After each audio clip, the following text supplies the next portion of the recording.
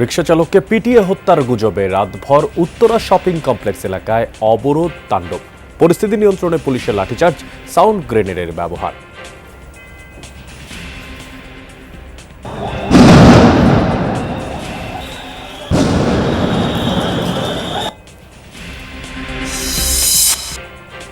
টঙ্গীর বাজার বস্তিতে রাতভর আইন শৃঙ্খলা বাহিনীর অভিযান। মাদক, দেশীয় অস্ত্রসহ কয়েকজন আটক। অপরাধ বন্ধে চলমান থাকবে এমন পদক্ষেপ। ইরানে যৌথ বাহিনীর হামলা জোরদার। জবাবে মধ্যপ্রাচ্যে মার্কিন ঘাঁটি ও আন্তর্জাতিক বিমানবন্দরে আঘাত এনেছে তেহরানের ড্রোন। যুদ্ধে ন্যাটোর সহায়তা চান ট্রাম্প। সংবিধান সংস্কার পরিষদ নিয়ে সংসদে জামায়াত আমির ও স্বরাষ্ট্রমন্ত্রীর বিতর্ক। পরিষদ উহার প্রথম অধিবেশন শুরুর তারিখ হইতে 180 কার্য দিবসের মধ্যে জুলাই জাতীয় গণভোটের ফলাফল অনুসারে সংবিধান সংস্কার সম্পন্ন করিবে। সংবিধান সংস্কার পরিষদের যেখানে অস্তিত্ব না থাকায় প্রধানমন্ত্রীও সেটা পরামর্শ দিতে পারেন না রাষ্ট্রপতিকে, রাষ্ট্রপতিও সেই অধিবেশন আহ্বান করতে পারেন না, বিধায় সে করেননি। 133টি অধ্যাদেশ যাচাই বাছাই করে 2 এপ্রিল রিপোর্ট দেওয়ার নির্দেশ স্পিকারের। আজ দিনাজপুর যাচ্ছেন প্রধানমন্ত্রী তারেক রহমান। উদ্বোধন করবেন খাল খনন কর্মসূচির, বক্তব্য রাখবেন জনসভায়, যোগ দেবেন সুধী সমাবেশে।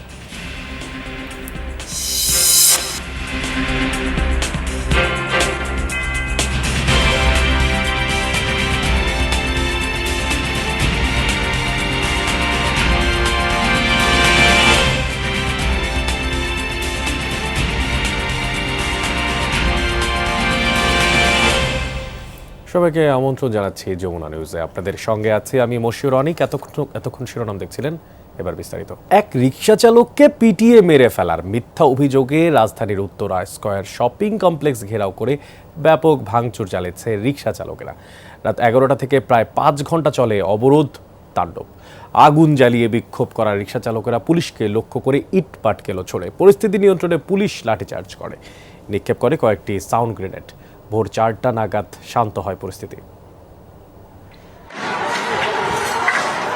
রোববার মধ্যরাতে উত্তরা স্কয়ার শপিং মলের নিরাপত্তারক্ষীরা এক রিকশা চালককে মারধর করে। এই ঘটনার জের ধরে সেই রিকশা চালক মারা গেছেন এমন গুজব ছড়িয়ে পড়ে। এরপরই আশপাশের এলাকার বিক্ষুব্ধ রিকশা চালকরা আগুন জ্বালিয়ে বিক্ষোভ শুরু করে। দাবি করে লাশ গুমের চেষ্টা চলছে।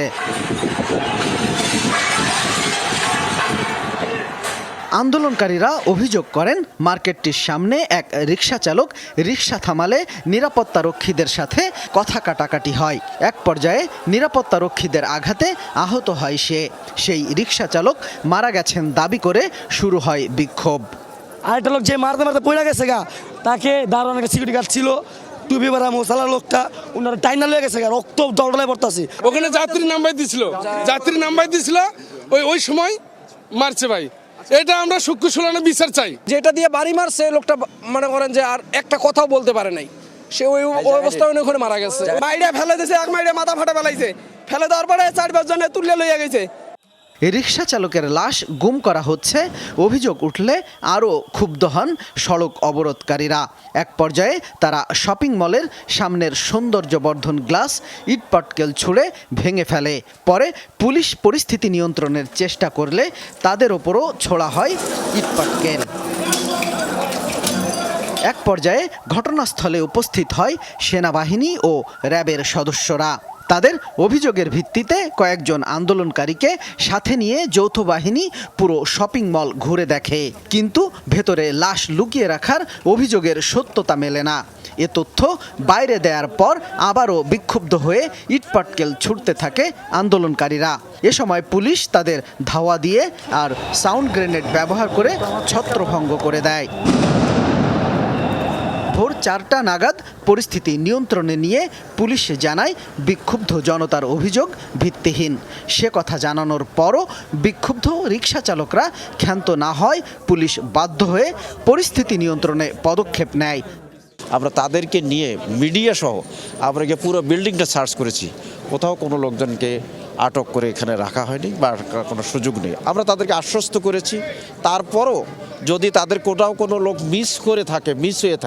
মিসিং হয়ে থাকে তাহলে আমরা তাদেরকে নাম ঠিকানা আমাদেরকে দিলে আমরা তার সেটা আইনানুগ ব্যবস্থা গ্রহণ করে তাকে নিশ্চয়ই আমরা তাকে খুঁজে বের করব। পরিস্থিতি আবার নিয়ন্ত্রণের বাইরে যাওয়া ঠেকাতে ঘটনাস্থলে অতিরিক্ত পুলিশ ও র্যাব সদস্য মোতায়েন করা হয়েছে। শামীম রেজা, যমুনা নিউজ, ঢাকা। গাজীপুরের টঙ্গীর মাজার বস্তি যেন ভয়ঙ্কর মাদকের হাট। মাদক সেবন এবং বাণিজ্যকে কেন্দ্র করে ঘটছে চুরি, ছিনতাই সহ নানা ধরনের অপরাধ। রোববার রাত্রে অভিযান চালিয়ে বস্তি থেকে মাদক কারবারি ও এই সংশ্লিষ্ট কয়েকজনকে আটক করে আইনশৃঙ্খলা রক্ষাকারী বাহিনীরা। আর উদ্ধার হয় মাদকদ্রব্য, দেশীয় অস্ত্র ও নানা ধরনের আলামত। টঙ্গীর মাজার বস্তিতে রাতভর অভিযান চালিয়েছে গাজীপুর মেট্রোপলিটন পুলিশ। এ সময় বিভিন্ন অপরাধমূলক কর্মকাণ্ডে জড়িত সন্দেহে কয়েকজনকে আটক করা হয়। উদ্ধার করা হয় মাদকদ্রব্য সহ বিভিন্ন আলামত ও দেশীয় অস্ত্র। পোলাপাইন ধরে রয়েছে টেকা মাইকেটে যাবো এর ভিতরে ধরে মাইটা মুটা পাইনতে ফালাই দিছে। আমরা পুলিশের সাথে যে অভিযানে সহায়তা করেছি, তারা যেই সেলগুলোতে ঢুকেছে আমরা ওখানে গেলাম। রোববার রাত 11টা থেকে শুরু করে রাত 4টা পর্যন্ত পরিচালিত এই অভিযানে র্যাব, বিজিবি, সিআইডি, পিবিআই সহ পুলিশের একাধিক টিম অংশ নেয়। এখানে এসে যেটা দেখলাম সেটা তো শুধুমাত্র অন্ধকার জগৎ। এখানে শুধু অপরাধীদের বসবাস। মাদকের নানা সামগ্রী আমরা দেখতে পাচ্ছি, অন্ধকার কুঠুরি দেখতে পাচ্ছি, আবার বিলাসবহুল এরিয়াও দেখতে পাচ্ছি। তো সে এমন একটা জগৎ, এই জগৎ অবশ্যই আমরা ভাঙবো। পুলিশ জানায় মাজার বস্তিকে কেন্দ্র করে দীর্ঘদিন ধরে মাদক বেচাকেনা, চুরি, ছিনতাই সহ নানা অপরাধমূলক কর্মকাণ্ডের অভিযোগ ছিল। এসব অভিযোগের ভিত্তিতেই অভিযান চালানো হয়। অভিযান চলাকালে বিভিন্ন ঘর তল্লাশি করে কয়েকজনকে আটক করা হয়। উদ্ধার করা হয় মাদকদ্রব্য ও সন্দেহজনক কিছু সরঞ্জাম। আটক ব্যক্তিদের বিরুদ্ধে আইনানুগ ব্যবস্থা নেয়ার প্রক্রিয়া চলছে বলে জানিয়েছে পুলিশ। আমরা বিভিন্ন আলামত জব্দ করেছি, যে সমস্ত মিসক্রিয়েন্ট পাওয়া গেছে তাদেরকে অ্যারেস্ট করেছি। কিছু কিছু মাদক, সামান্য পরিমাণে কিছু মাদকও জব্দ হয়েছে। সেগুলো থানায় গেলে এক সময় হিসাব পাওয়া যাবে, বাট এই মুহূর্তে বলা যাচ্ছে না। মহানগরের বিভিন্ন এলাকার বস্তিগুলোতে বিশেষ অভিযান অব্যাহত রাখার কথাও জানিয়েছে Gazipur metropolitan police. Shams Tabriz উচ্ছ্বাস, যমুনা নিউজ। প্রিয়জনদের সাথে ঈদুল ফিতর উদযাপনে ঢাকা ছাড়ছেন রাজধানীবাসী। ঘরে ফেরার খবর জানাতে রাজধানীর কমলাপুর রেলওয়ে স্টেশন থেকে আমাদের সঙ্গে এই মুহূর্তে যুক্ত আছেন সুমাইয়া ঐশী। যাচ্ছি তার কাছে। ঐশী, শুভ সকাল জানাচ্ছি আপনাকে। কাল থেকে তো সরকারি ছুটি শুরু হচ্ছে, আর এখন নগর ছাড়ার যাত্রী চাপ কেমন দেখতে পাচ্ছেন স্টেশনে? আগামীকাল থেকে যেহেতু ছুটি শুরু হচ্ছে, সরকারি ছুটি, আজকে শেষ কর্মদিবস, ফলে আজকে ধারণা করা হচ্ছে বিকেল থেকে মোটামুটি বাস টার্মিনালগুলোতে অন্তত মূল যে চাপ সেটি শুরু হবে। তবে এখন পর্যন্ত ট্রেনে যে চাপ দেখতে পাচ্ছি সেটিও কিন্তু বেশ উল্লেখ করার মতো। গতকালকে যেমন চাপ দেখেছিলাম ট্রেনে, তার চেয়ে আজকের চাপ কিন্তু একটুখানি বেশি, এবং এই চাপ ক্রমান্বয়ে বাড়তে থাকবে। ঈদ যত সামনে আসবে তত কিন্তু মানুষের এই চাপ বাড়তে থাকবে।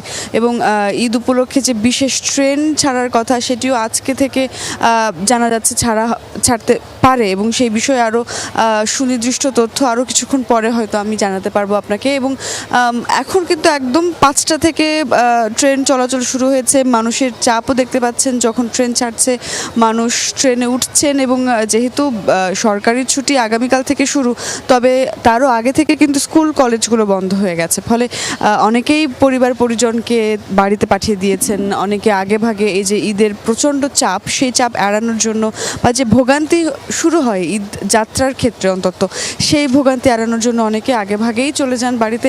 সেই যে আগাম ঈদ যাত্রা সেটি কিন্তু চলমান আছে, এবং যার ফল ইতিমধ্যেই আমরা কিন্তু সড়ক পথেও দেখতে শুরু করেছি। কারণ সড়ক পথেও কিন্তু স্বাভাবিক যে যানজট থাকে বা যানবাহনের যে চাপ থাকে সেটি কিন্তু বেশ খানিকটা কমে গেছে। তবে অবশ্যই যেই রুটগুলো আসলে আন্তনগর যাওয়ার যে রুটগুলো, ঢাকা থেকে বাইরে যাওয়ার যে রুটগুলো সড়ক পথে, সেদিকে বাস ছাড়া ছাড়ার যে সময়গুলোতে সেই সময়গুলোতে কিছুটা যানজটের চাপ থাকে। তবে স্বাভাবিকভাবেই কিন্তু সার্বিকভাবে বলতে গেলে ঢাকা শহর আস্তে আস্তে ফাঁকা হতে শুরু করেছে এবং স্বাভাবিকভাবেই যারা ঢাকাতে আছেন তারা কিন্তু সেই ফাঁকা ঢাকার অনুভূতি নিতে শুরু করেছেন এবং প্রচুর মানুষ আমরা দেখতে পাচ্ছি অপেক্ষা করছেন ট্রেনের জন্য। অনেকে আগেভাগেই এসেছেন ট্রেন যাতে শিডিউল মিস না হয়, অনেকে আসেন আরও অনেক আগে থেকে আসেন অনেকে প্ল্যাটফর্মে যাতে করে ট্রেনের শিডিউল কোনোভাবে মিস না হয় রাস্তার যানজটের কারণে। তবে স্বাভাবিকভাবেই আমরা যেমনটি দেখেছি গত 1-2 দিন ধরে, যেদিন থেকে আসলে আগাম ঈদ যাত্রা শুরু হয়েছে সেদিন থেকে আমরা দেখতে পেয়েছি যে রাস্তায়ও কিন্তু মানুষজনের সংখ্যা ধীরে ধীরে কমছে, কারণ নারীর টানে বাড়ি ফেরার যে পর্ব সেটি কিন্তু শুরু হয়ে গেছে। এবং আজকে যেহেতু ট্রেনে টিকিট বিক্রির 4র্থ দিন, আগাম ফিরতি টিকিট বিক্রির 4র্থ দিন, আজকে কিন্তু সকাল থেকে আগামী 26 মার্চের ফিরতি টিকিট সংগ্রহ করতে পারছেন যাত্রীরা। এবং বরাবরের মতোই ভোগান্তি কমাতে এবার শতভাগ ট্রেনের অনলাইনে টিকিট কাটার ব্যবস্থা করেছে রেল কর্তৃপক্ষ, ফলে সেই একটি স্বস্তি তো আছেই। যাত্রীরাও বলছেন যে এবারের ট্রেন যাত্রা যাতে ভোগান্তিহীন হয় এবং ঈদ যাত্রাও যাতে ভোগান্তিহীন হয় সেই সমস্ত ব্যবস্থা যাতে সরকার করে। ধন্যবাদ সোমাইয়া ঐশী। নারীর টানে বাড়ি ফেরা সেই সমস্ত মানুষদের খোঁজ খবর রাখার জন্য। এবার ইরান ইসরায়েল যুদ্ধ প্রসঙ্গ নিয়ে কথা বলতে চাই। ইরান জুড়ে হামলা আরও জোরদার করেছে যুক্তরাষ্ট্র ইসরায়েল যৌথ বাহিনী। ভয়াবহ তাণ্ডব চালিয়েছে রাজধানী তেহরান ও হামাদানে। আক্রান্ত হয়েছে ইস্পাহান, তাবরিজ, খোমেইন ও দেসফুল অঞ্চলও। দফায় দফায় বিস্ফোরণে কাঁপছে তেহরান। যৌথ বাহিনীর হামলায় নিহত হয়েছেন বাসিজ গ্রুপের এক কমান্ডার। বন্দর আব্বাসেও পাওয়া গেছে বিস্ফোরণের আওয়াজ। ইস্পাহানে ইরানের বিমান বাহিনীর যে ঘাঁটি তা লক্ষ্য করে চালানো হয়েছে হামলা। হামাদানে টার্গেট করা হয়েছে আইআরজিসির সদর দপ্তর ও বাসিজ গ্রুপের কার্যালয়। পাল্টা জবাব দিয়ে যাচ্ছে ইরানও। কুয়েতের আলী আল সালেম ঘাঁটিতে ড্রোন ছুড়েছে আইআরজিসি। বিধ্বস্ত হয়েছে ইতালির একটি এয়ারক্রাফট। দুবাই আন্তর্জাতিক বিমানবন্দরেও হয়েছে ড্রোন হামলা, আগুন লেগে যায় একটি অংশে। বাগদাদে হামলার শিকার হয়েছে আন্তর্জাতিক বিমানবন্দর। মার্কিন কূটনীতিকদের একটি দল আবার অবস্থান করছিল অঞ্চলটিতে। তেল আবিব সহ ইসরায়েলের বিভিন্ন শহরে ব্যাপক হামলা চালিয়েছে তেহরান। একাধিক স্থানে ক্ষয়ক্ষতির তথ্য পাওয়া গেছে। ড্রোন, মিসাইল ছোড়া হয়েছে বাহরাইন, কাতার, কুয়েত, সৌদি আরবেও। এদিকে ইরানের বিরুদ্ধে যুদ্ধে সরাসরি ন্যাটোর সহায়তা চাইলেন মার্কিন প্রেসিডেন্ট ডোনাল্ড ট্রাম্প। মিত্ররা যুক্তরাষ্ট্রের পাশে না দাঁড়ালে ন্যাটোর পরিণাম ভালো হবে না বলেও হুঁশিয়ারি দেন তিনি। ফাইন্যান্সিয়াল টাইমসকে দেয়া সাক্ষাৎকারে সামরিক এই জোটকে একমুখী রাস্তা আখ্যা দেন ক্ষুব্ধ ট্রাম্প। কী ধরনের সহায়তা চান জানতে চাইলে মার্কিন প্রেসিডেন্ট বলেন যা যা প্রয়োজন তাই চান তিনি। বলেন হরমুজ প্রণালী খুলতে সহায়তায় ব্যর্থ হলে তা ন্যাটোর ভবিষ্যতের জন্য খারাপ ফল বয়ে আনবে। ঘনিষ্ঠ মিত্র যুক্তরাজ্যের অবস্থান নিয়েও হতাশা জানান তিনি। বলেন যুক্তরাজ্যকে ডাকলেও এগিয়ে আসেনি তারা। যখন বিপদ কেটে গেছে তখন দুটি যুদ্ধজাহাজ পাঠাতে চেয়েছে। ইউক্রেন যুদ্ধে যুক্তরাষ্ট্রের ভূমিকা নিয়ে মনে করিয়ে দিয়ে তিনি এসব কথা বলেন ট্রাম্প। বলেন হাজার হাজার মাইল দূর থেকেও সহায়তা করছে ওয়াশিংটন। এখন দেখার বিষয় ন্যাটো মিত্ররা তাদের পাশে দাঁড়ায় কিনা। এবার বাংলাদেশ পাকিস্তান সিরিজের খবরাখবর। সিরিজ নির্ধারণী তৃতীয় ও শেষ ওয়ানডেতে পাকিস্তানকে 11 রানে হারিয়েছে বাংলাদেশ। ফলে 11 বছর পর পাকিস্তানের বিপক্ষে ওয়ানডে সিরিজ জিতল টাইগাররা। বাংলাদেশের দেয়া 291 রানের টার্গেটে 279 রানে থামে সফরকারীদের ইনিংস। আর 4 উইকেট নেন তাসকিন আহমেদ। সিরিজ সেরা হয়েছেন তানজিম তামিম ও নাহিদ রানা। মিরপুরের মেঘলা আকাশে বৃষ্টির শঙ্কা, যে শঙ্কায় টস জিতে সম্ভাবনাও দেখেছিলেন পাকিস্তান অধিনায়ক, সেই আশাকে হতাশায় ডুবিয়ে ভিন্ন গল্পই লিখলেন তানজিদ তামিম। আকাশের মেঘ কেটে সূর্যের হাসির সঙ্গে এদিন হেসেছে তামিমের ব্যাটও। 4 ছক্কার ফুলঝুরিতে পাকিস্তানি বোলারদের রীতিমতো শাসন করেছেন এই টাইগার ওপেনার। সাইফের সঙ্গে 100 রানের জুটি পেরিয়ে নিজের নামের পাশেই 98 বলে মেইডেন সেঞ্চুরিটা লিখে ফেললেন তানজিদ। মাঝে সাইফ 36 আর শান্ত ফেরেন 27 রানে। এরপর তামিমের অসাধারণ ইনিংস, আবরার আহমেদের বলে 107 রানে থমকে গেলে মন্থর হয়ে যায় রানের চাকাও। তবে লিটন হৃদয়দের ম্যারাথন 40 ইনিংসে 5 উইকেটে 290 রানের বড় সংগ্রহই পায় বাংলাদেশ। লিটন 41 আর হৃদয় অপরাজিত থাকেন 48 রানে। হারিস রৌফ নেন 3 উইকেট। জবাবে লক্ষ্য তাড়া করতে নেমে তাসকিন রানার দাপটে প্রথম 3 ওভারেই সাজঘরে 3 ব্যাটার। 67 রানে 4 আর 82 রানে অর্ধেক ব্যাটার যখন সাজঘরে তখন কোণঠাসা হয়ে পড়ে পাকিস্তান। তবে সালমান আঘার সাথে আরেক অভিষিক্ত সাদ মাসুদের 79 রানের জুটিতে ঘুরে দাঁড়ায় সফরকারীরা। এরপর মাসুদ, ফাহিম আশরাফরা একে একে ফিরলে 209 রানে 7 উইকেট হারায় পাকিস্তান। কিন্তু আরেক প্রান্তে ঠায় দাঁড়িয়ে 89 বলে ক্যারিয়ারের তৃতীয় সেঞ্চুরি তুলে নেন সালমান আঘা। সেই সঙ্গে ম্যাচেও পাকিস্তানের আশা জিইয়ে রাখেন তিনি। 14 বলে জয়ের জন্য যখন দরকার 30, তখনই 106 রানে সালমান আঘাকে ফিরিয়ে আবারও বাংলাদেশকে ম্যাচে ফেরান তাসকিন। এরপর শেষ দিকে মুস্তাফিজের ইনজুরি ইস্যু ছাপিয়ে শেষ ওভারে দরকার ছিল 14 রানের। রিশাদ নৈপুণ্যে 11 রানের জয়ে ম্যাচের পাশাপাশি সিরিজটাও নিজেদের নিশ্চিত করল বাংলাদেশ। ওয়েস্ট ইন্ডিজের পর পাকিস্তান বাংলাদেশের ঘরের মাটিতে টানা দ্বিতীয় সিরিজ জয়। ওয়ানডেতে ব্যাটিং, বোলিং, ফিল্ডিং 3 বিভাগেই দারুণ নৈপুণ্য। সব মিলে ওয়ানডে র্যাঙ্কিংয়ে 10 থেকে 9 উঠে আসা। 2027 ওয়ানডে বিশ্বকাপের যে মিশন তা দারুণভাবেই শুরু করলো টিম টাইগার্স। এবার লড়াইটা ধারাবাহিকতা ধরে রাখার। হাসান আল মারুফ, যমুনা স্পোর্টস, মিরপুর শেরেবাংলা জাতীয় ক্রিকেট স্টেডিয়াম, ঢাকা। পাকিস্তানের বিপক্ষে সিরিজ জয়, ঈদের আগেই ঈদ আনন্দ উপভোগ করলেন টাইগার ভক্তরা। ইনজুরি নিয়েও মুস্তাফিজের লড়াকু মানসিকতায় মুগ্ধ হয়েছেন তারা। পাশাপাশি তানজিদ তামিম ও তাসকিন আহমেদের পারফরমেন্সের বাড়তি প্রশংসা সমর্থকদের কণ্ঠেও। রুদ্ধশ্বাস একটা লড়াই, রোমাঞ্চকর একটা ম্যাচ। শেষ বলে বাংলাদেশের জয়, 2-1 সিরিজ নিশ্চিত করলো টাইগাররা। তাসকিনের 4 উইকেট, তানজিদ তামিমের সেঞ্চুরি, শেষ ওভারে রিশাদের দারুণ নৈপুণ্য, সব মিলে ভক্তরা কেমন দেখলেন ম্যাচ একটু জানতে চাই। কেমন সব মিলে শেষ বলের জয়? অনেক অসাধারণ খেলা খেলছে মুস্তাফিজ ভাই, যে বলটা লাস্টের বলটা করেছে, ইনজুরি যাওয়ার কথা ছিল, ইনজুরি যাতে মানে যাওয়া হয় নাই। রিশাদের বলটা বিশেষ করে লাস্ট ওভার অনেক ভালো ছিল, অনেক ভালো। তানজিদ তামিমের ব্যাটিং কেমন দেখলেন? খুব ভালো, খুব ভালো। আজকের ঈদের আগে এরকম একটা সুন্দর ম্যাচ, সবার জন্য একটা ঈদের মতো উৎসব হচ্ছে আজকে। বাংলাদেশ 2-1 সিরিজ জিতলো, টানা দ্বিতীয় সিরিজ ওয়েস্ট ইন্ডিজের পরে। আসলে কেমন লাগছে সব মিলে? আলহামদুলিল্লাহ, সব মিলিয়ে ভালো ছিল এবং কেমন দেখলেন? হ্যাঁ, ম্যাচটা খুবই দুর্দান্ত ছিল, আসলে খেলাটা দেখার মতন ছিল। সে সবার মনে ছিল ইনশাল্লাহ জিতবেই, তো পুরো ম্যাচ উপভোগ করেছি। এবং আর বাংলাদেশে একটা অভ্যাস আছে আমাদের, এই নাটকটা আমরা সবসময় লিখেছি, এটাকে মিস করছি আসলে। একটু ভয় লাগছিল, কিন্তু মনের ভিতরে কেন যেন একটা কনফিডেন্স ছিল, যেহেতু ভাই সবসময় বলছি যে হারবো না, নাজমুল করে হারবো না, আমরা জিতে যাব, জিতে আমরা মাঠ ছেড়ে চলে যাব। আরেকটা বিষয় হচ্ছে 12 তারিখের পরই সবকিছু আমাদেরকে মনে হয় যে বাংলাদেশের সবকিছু ফেভারে, মানে প্রত্যেকটা জিনিসই, যেমন বিএনপি ক্ষমতায় আসলো, তারেক যে ক্ষমতায় আসলো, এরপর প্রথম মানে পাকিস্তানের যে প্রথম ম্যাচটা ছিল সেটা আমরা মানে খুব ভালোভাবে জয় পেয়েছি। আজকে দেখবেন মুস্তাফিজ যেভাবে ইনজুর হয়েছিল, সেখান থেকে উঠে যেভাবে উইকেটটা পেলো, সে ওইখান থেকে আমরা বলতে চাই বাংলাদেশ টিম অনেক বেশি বুস্ট আপ হয়ে গেছে, তারা অনেক বেশি প্রফেশনাল হয়ে গেছে। চমৎকার একটা ম্যাচ উপভোগ করেছি। এর আগের 2টা ম্যাচ এক পেশে হয়েছিল, একবার বাংলাদেশ জিতেছে, একবার পাকিস্তান। কিন্তু এই ম্যাচটা একটা হাড্ডাহাড্ডি লড়াই হয়েছে। এই ধরনের ম্যাচ আসলে সচরাচর দেখা যায় না বাংলাদেশে।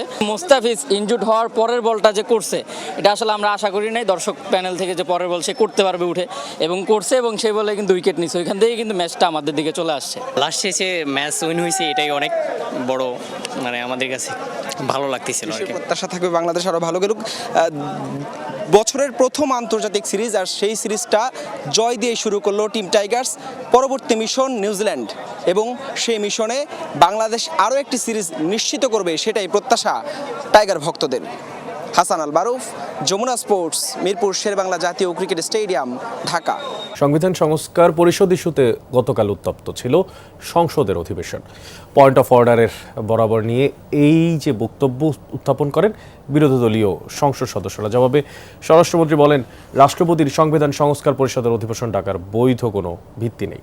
জুলাই জাতীয় সনদ বাস্তবায়ন আদেশকে আরোপিত আদেশ হিসেবেও উল্লেখ করেন তিনি। আর এই নিয়ে পাল্টাপাল্টি বক্তব্যে সংসদে উত্তাপ ছড়ায়। আমি সময়ের বাধ্যবাধকতার কারণে একটা বিষয় আলোচনায় যাওয়ার আগেই উত্থাপন করা খুব জরুরি মনে করছি। প্রথম অধিবেশনের দ্বিতীয় দিন কর্মসূচি শুরু হওয়ার কথা প্রশ্ন উত্তর পর্ব দিয়ে, কিন্তু তার আগেই স্পিকারের কাছে ফ্লোর নিয়ে জুলাই সনদ বাস্তবায়ন এবং সংবিধান সংস্কার পরিষদের বিষয়ে কথা বলতে চান বিরোধী দলীয় নেতা ডক্টর শফিকুর রহমান। একই দিনে 2টি ভোট অনুষ্ঠিত হয়েছে, একটি সংসদ নির্বাচন আর একটা গণভোট।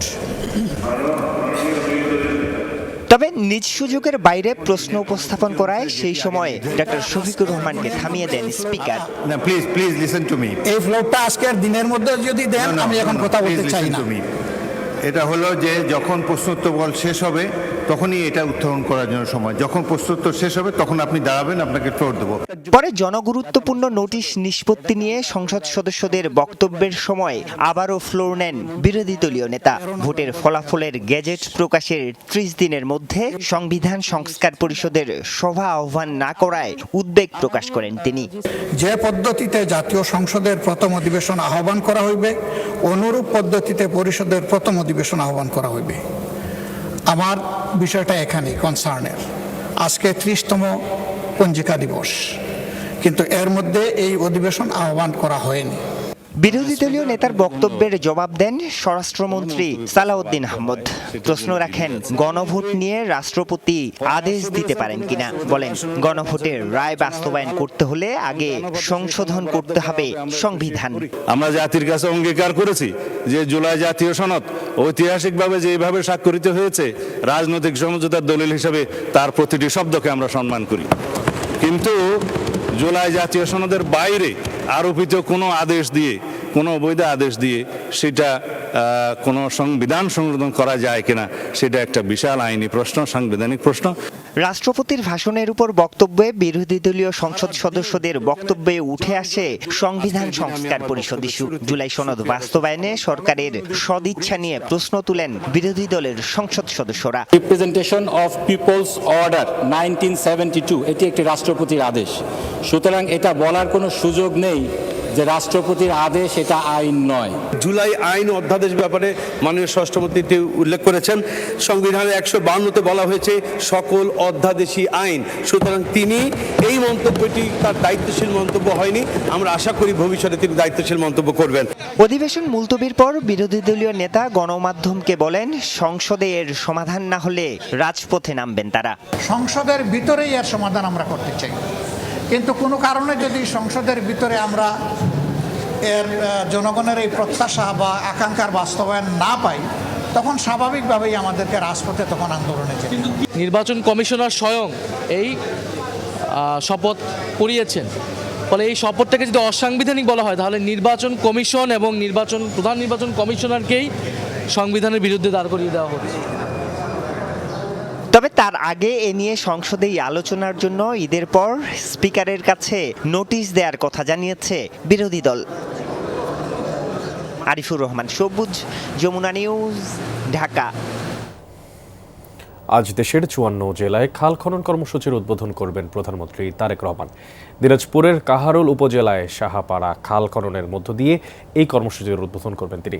আর প্রথম দফায় 6 মাসে 1200 কিলোমিটার আর পর্যায়ক্রমে 5 বছরে 20,000 কিলোমিটার নদী, নালা ও খাল বিল খনন করা হবে। সফরসূচি অনুযায়ী সকাল 10:15টায় সৈয়দপুর বিমানবন্দর থেকে দিনাজপুরের কাহারোল উপজেলার বলরামপুরের উদ্দেশ্যে যাত্রা করবেন প্রধানমন্ত্রী। বেলা 11:30টায় সেখানে সাহাপাড়া খাল খননের মধ্য দিয়ে একযোগে দেশের বাকি 53টি স্থানে খাল খনন কর্মসূচির উদ্বোধন করবেন। উদ্বোধনের পর দুস্থ অসহায় পরিবারের মধ্যে ছাগল বিতরণ শেষে জনসভায় বক্তব্য দেবেন তিনি।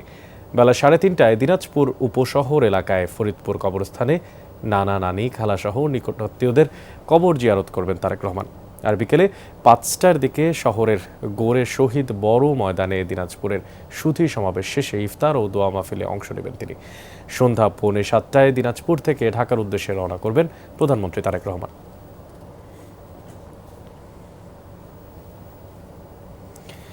এদিকে দেশের 12টি সিটি কর্পোরেশনের প্রত্যেক পরিচ্ছন্নতা কর্মীর জন্য 5,000 টাকা করে ঈদ উপহার দিয়েছেন প্রধানমন্ত্রী তারেক রহমান।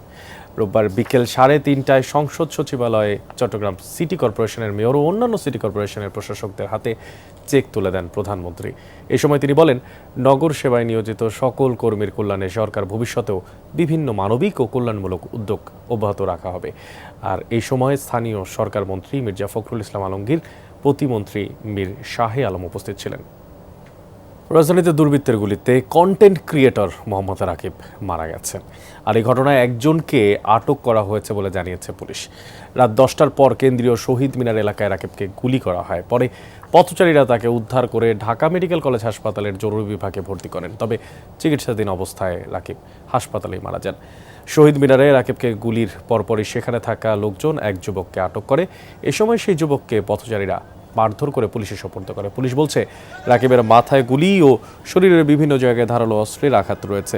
হত্যার নৈপথ্যের কারণ খতিয়ে দেখা হচ্ছে বলেও জানায় পুলিশ। আমি মনে করি না যে কারোর সাথে ওর সাথে বিন্দু পরিমাণই আছে ওর সাথে। তো এই পোলার সাথে এমন হওয়াটা আমি মনে করি না যুক্তিসম্মত। কেন এমন হলো? ফেরার পথে যেতেছি হঠাৎ করে মনে করেন ফোন আসছে যে রাকিব মারা গেছে। আর ওকে যে মারছে, ঠিক আছে, তারও আমরা সুস্থ বিচার চাই। মামলা রুজু প্রক্রিয়াধীন আছে। আর অন্যান্য যে টোটাল বিষয়টা কারা মারলো, কেন মারলো, কিভাবে মারলো, কি হলো, কি ঘটনা, পুরো ডিটেলসটা আমরা চেষ্টা করছি, আমরা তদন্ত করছি থরলি। ঈদ যাত্রাকে সামনে রেখে ঢাকা ময়মনসিংহ মহাসড়কের বিভিন্ন স্থানে অবৈধ স্থাপনা, ভাসমান বাজার আর অবৈধ পার্কিংয়ের কারণে তীব্র যানজটের আশঙ্কা দেখা দিয়েছে। আর বিশেষ করে টঙ্গী থেকে জৈনা বাজার আর চন্দ্রা পর্যন্ত দীর্ঘ এলাকায় যাত্রীদের ভোগান্তির আশঙ্কা করছেন সংশ্লিষ্টরা। ঈদ যাত্রা স্বস্তিদায়ক করতে প্রয়োজনীয় ব্যবস্থা নেওয়া হবে বলেও আশ্বাস দিয়েছে প্রশাসন। উত্তরাঞ্চল সহ প্রায় 32টি জেলায় যাতায়াতের অন্যতম পথ ঢাকা ময়মনসিংহ মহাসড়ক। ঈদ এলেই মহাসড়কটিতে তৈরি হয় বাড়তি যানবাহনের চাপ। রাজধানীর প্রবেশ মুখ টঙ্গী থেকে জৈনা বাজার পর্যন্ত চান্দনা চৌরাস্তা, বোর্ড বাজার, ভোগড়া, মাওনা সহ 15 থেকে 20টি পয়েন্টে অবৈধ স্থাপনা, ভাসমান বাজারের কারণে যানবাহনের গতি কমে গিয়ে তৈরি হয় দীর্ঘ যানজট। এছাড়া অবৈধ দখলের কারণে সড়কের ওপরই গাড়ি থামিয়ে চলছে যাত্রী ওঠানামা। এতে ঈদযাত্রায় এই পথে তৈরি হয়েছে তীব্র ভোগান্তির শঙ্কা। আমরা রাস্তাঘাটে এই যে দোকানপাট আছে, দোকানপাটের জন্য জ্যামজট লেগে থাকে, ঘন্টার পর ঘন্টা সিরিয়ালে বসে থাকা লাগে। মেন রাস্তার সাথে যে রাস্তাটা থাকে এটা তো আমাদের জনগণের রাস্তা, হাঁটার জন্য। দেখা যায় যে পাশে আমরা একটা গাড়ি আসছে, একটা মোটরসাইকেল আসছে, আমরা দোকানের জন্য আমরা সরে যাচ্ছি না। আমরা ফ্যামিলি নিয়ে যখন বাইর হয় তখন ধাক্কা খাওয়া লাগে। অনেক সময় আমাদের পকেটে মানিব্যাগ থাকে না, মোবাইল থাকে না। স্থানীয়দের অভিযোগ, দীর্ঘদিন এসব স্থানে অবৈধ দখলদাররা থাকলেও কার্যকর ব্যবস্থা না নেওয়ায় দিনকে দিন বাড়ছে যানজটের সমস্যা। আইনত ব্যবস্থা নিতে পারতেছে না, কারণ ওরা যদি মনে করে নেওয়া করতে পারে তাহলে ফুটপাতের দোকানগুলো যদি তুলে দিতে পারে তাহলে মনে করেন আমাদের চলাফেরা মানে ভালো হয়। একটু পরে দেখবেন এদিক দিয়ে পুরো রাস্তা ভরে যাবে ভ্যান গাড়ি দিয়ে, হাঁটাচলা করতে অসুবিধা হয়। পুলিশ এসে একবার উঠাই দিল, পরবর্তীতে আবার কিছুক্ষণ পরে একদিক দিয়ে পুলিশ চলে যায়, আরেক দিক দিয়ে বসতে থাকে। সমস্যার সমাধানে গত কয়েকদিন ধরে ঢাকা ময়মনসিংহ মহাসড়কে অবৈধ পার্কিং ও দখল উচ্ছেদে তদারকি করছেন সংসদ সদস্যরা।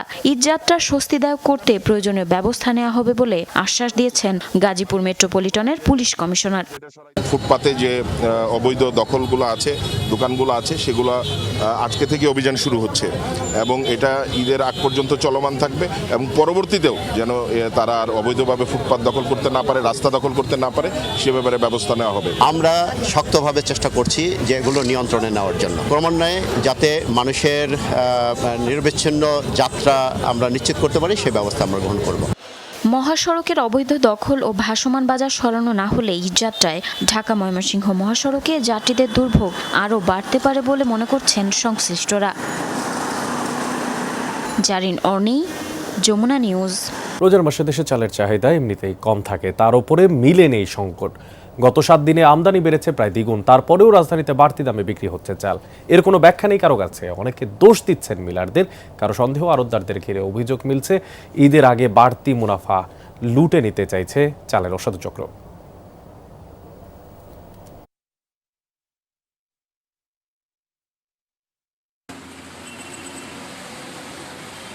দিনাজপুরে হিলের স্থলবন্দরের চাল নিয়ে ব্যস্ততা ইদানিং তুঙ্গে। 3 থেকে 10 মার্চ এই 7 দিনে বন্দর দিয়ে আমদানি হয়েছে 25,000 টন চাল। আগে যেখানে দিনে 40 থেকে 50 ট্রাক চাল আসতো, এখন তা বেড়ে দাঁড়িয়েছে 70 থেকে 100-তে। সব আমদানিকারক চাইছেন সময়ের আগে দ্রুত চাল খালাস করতে। যদিও 17 মার্চের ডেডলাইন এখন বাড়ানো হয়েছে 23 মার্চ পর্যন্ত। যখন শুনছে যে 10 তারিখে বন্ধ হয়ে যাবে, তখন দেখা গেছে যে 8 তারিখ থেকে চাল 2-3 টাকা কেজি কিন্তু দাম বাড়ছে। পক্ষান্তরে দেখা গেছে যে যখন 11 তারিখে একটু আবার নোটিশ দিয়েছে যে 1 মাস মানে বিদিন টাইম বাইরে দিছে, তখন থেকে দেখা গেছে বাজারটা আবার স্বাভাবিক হয়ে গেছে। যদিও সীমান্তে ট্রাকের এই দীর্ঘ সারির প্রভাব নেই রাজধানীর বাজারে। সপ্তাহের ব্যবধানে এখানে দাম না কমে উল্টো বেড়েছে। মিনিকেট বিক্রি হচ্ছে 80 টাকার আশেপাশে। মানভেদে নাজির সালে ওঠানামা 80 থেকে 95 টাকার মধ্যে। মোটা 28 চালের কেজি 54 টাকা, অথচ 7 দিন আগেও এসব চালের দাম ছিল অন্তত 5 থেকে 8 টাকা কম। মহিলাদের ভাষ্য হলো যে কি এটা এক্সপোর্ট হইতেছে বর্তমান বাজারে চাল কম আছে, আর ছোট ছোট মিলের কাছে চাল নাই, যাদের কাছে আছে সীমিত পরিমাণ আছে। দেশে পর্যাপ্ত পরিমাণ ধান চাউল আছে, বাড়ার কোনো প্রশ্ন উঠে না, কোনো যুক্তি আছে না। বড় বড় কোম্পানি এবং বড় বড় মিলার এদের কারণে বাজারটা বাড়ে, এরা সিন্ডিকেট করে যেভাবে মন চায় এভাবে বাড়ায় দেয়। বাজার মনিটরিংটা একটু যাতে জোরদার করা হয়, যাতে মানুষের দুঃখ কষ্টটা কমে। ব্যবসায়ীরা সিন্ডিকেট করে বাড়াচ্ছে, এখানে তো সরকার চাইলে কিছু একটা করতে পারে। খুচরা ব্যবসায়ীদের এসব অভিযোগের দায় অবশ্য নিচ্ছেন না মিলাররা। দাবি, বাজারে চালের কোনো সংকট নেই, মিলের গুদামে মজুদ পর্যাপ্ত আর সরবরাহ স্বাভাবিক। তার মানে রাজধানী সহ বড় শহরে অহেতুক চালের দাম বাড়াচ্ছে সেখানকার আড়তদাররা। স্বাভাবিকগত কারণে আমাদের কুষ্টিয়ার চালের মোকামে এখনো কোনো চালের দাম বাড়ে নাই, এবং আমি আশা করি যে আগামী 1 মাস চালের দাম বাড়বে না বলে আমরা আশা প্রকাশ করি। কোনো আড়তদাররা যদি চালের দাম বাড়িয়ে থাকে এটা দায়ভার তাদের। সরকারের এটার উপর নজরদারি রাখতে হবে। দেশে বোরো মৌসুমে আবাদ শুরু হয়েছে গেল ডিসেম্বর থেকে। এই ধান বাজারে আসবে এপ্রিলের শেষে। শাজনীন অন্তরা, যমুনা নিউজ, ঢাকা। বর্ষায় দুকুল ছাপানো ভাঙন আর খরায় খাখা মরুভূমি। তিস্তাপাড়ের মানুষের নিয়তি যেন একই বৃত্তবন্দী। ত্রয়োদশ জাতীয় সংসদ নির্বাচন শেষে গঠিত হয়েছে নতুন সরকার। প্রতিবারের মতো এবারও মিলছে নদী খনন আর মহাপরিকল্পনার আশ্বাস। তবে আর কতবার? পৈতৃক ভিটেমাটা হারিয়ে নিঃস্ব তিস্তাপাড়ের বাসিন্দারা এবার চান প্রতিশ্রুতির বাস্তব প্রতিফলন। যে নদীতে একসময় পাল তোলা নৌকা চলত, এখন সেখানে ধু ধু বালুচর। পানি শূন্যতায় থমকে আছে নৌকা, হেঁটেই পার হওয়া যাচ্ছে নদী। তিস্তা এখন কেবলই এক নাম, যার বুকে পানির বদলে বইছে শুধু হাহাকার। যার জীবন্ত প্রতিচ্ছবি লালমনিরহাটের 70 বছর বয়সী দুলি বেগম। স্বামী হারিয়েছেন অনেক আগে। রাক্ষসে তিস্তা এ পর্যন্ত 8 বার তার সাজানো সংসার কেড়ে নিয়েছে। এখন আশ্রয় মিলেছে সরকারি রাস্তার ধারে। দুলি বেগমের মতোই সব হারিয়ে নিঃস্ব হয়েছে ওসমান, রশিদ সহ অনেকে। তো বাড়িয়েছিল এলা বাড়ি হয়েছে আনন্দবাজার নিয়ে এসি, কয়েকবার 8 বার বাড়ি ভাঙছি। জমিনের ব্যাগ ভাঙিছে, এখনও নেই। ওই শরীর এখানে করে বালা বেড়ায়, এখন আবাদ করে গেছি খাই। 7 একর জমি থাকার পরেও এখন জমি নেই নতুলি। তিস্তা পরিকল্পনা কি হবে না হবে আশায় তো বহুদিন থেকে আমরা আছি। সদ্য সমাপ্ত নির্বাচনে সংসদ সদস্য পদ প্রার্থীদের মুখে ছিল তিস্তা মহাপরিকল্পনা আর নদী খননের প্রতিশ্রুতি। প্রতিবারই ভোটের আগে এমন আশ্বাসের জোয়ার দেখা যায়। এরপরও প্রত্যাশা পূরণের আশায় ভোটও দিয়েছেন তিস্তাপাড়ের বাসিন্দারা। তারা জানান, আর কোনো কাগজে পরিকল্পনা বা মৌখিক আশ্বাস চান না। পানি যখন দরকার তখন তো পানি নাই, আর যখন পানি লাগবে নয় তখন তো একেবারে বাড়িঘর ডুবি থাকে। এখন যে নদী খনন, এই নদী খনন ভেঙে ভেঙে আমাদের চাষবাসগুলো সবগুলো নষ্ট হয়ে যাচ্ছে। আমরা আশা করি এই সরকারের আমলে তিস্তা মহাপরিকল্পনা বাস্তবায়ন হবে, আমাদের তিস্তাপাড়ের মানুষের কষ্ট দুঃখ লাঘব হবে, আমরা কৃষি পণ্য উৎপাদন করে এখান থেকে বাইরে রপ্তানি করতে সক্ষম হব। ছোট থেকে আজকে আমরা শুনি যে তিস্তা খনন হয়, বাদে জমিগুলো আমাদের বাঁচে, কিন্তু না, সেটা হচ্ছে না। তবে তিস্তাপাড়ের দীর্ঘদিনের মহাপরিকল্পনা বাস্তবায়ন নিয়ে আশাবাদী পানি উন্নয়ন বোর্ড। যখন এই বিশাল আকারের প্রকল্প বাস্তবায়িত হবে, আমাদের দুই পাশে প্রোটেক্টিভ হবে, খনন হবে, আমরা তখন সব সময় তিস্তা নদীতে পানি পাবো এবং কোনো ধরনের ভাঙন থাকবে না। খরা আর বন্যার এই চক্রাকার দুর্ভোগ থেকে বাঁচতে তিস্তা মহাপরিকল্পনা বাস্তবায়নই এখন সময়ের দাবি। নির্বাচনী প্রতিশ্রুতি কেবল ফাইলে বন্দী থাকবে নাকি খনন যন্ত্রের শব্দে প্রাণ ফিরে পাবে তিস্তা, সেদিকেই এখন তাকিয়ে তিস্তাপাড়ের 2 কোটি মানুষ। সাবরিনা লিজা, যমুনা নিউজ। মধ্যপ্রাচ্যে ইরান ইসরায়েল যুদ্ধের মাঝে নতুন ইন্টারসেপ্টর ড্রোন সামনে আনলো ইউক্রেন, যার নাম বুলেট। মাত্র কয়েক হাজার ডলারে শাহেদ ড্রোন ধ্বংসে সক্ষম এই ড্রোনটি। ফলে শুধু ইউক্রেন নয়, মধ্যপ্রাচ্যের মিত্রদের প্রতিরক্ষা ব্যবস্থাও হতে পারে আরও শক্তিশালী। আর এর মধ্যে প্রশিক্ষিত পাইলটদের 3টি দল মধ্যপ্রাচ্যে পাঠিয়েছে ইউক্রেন।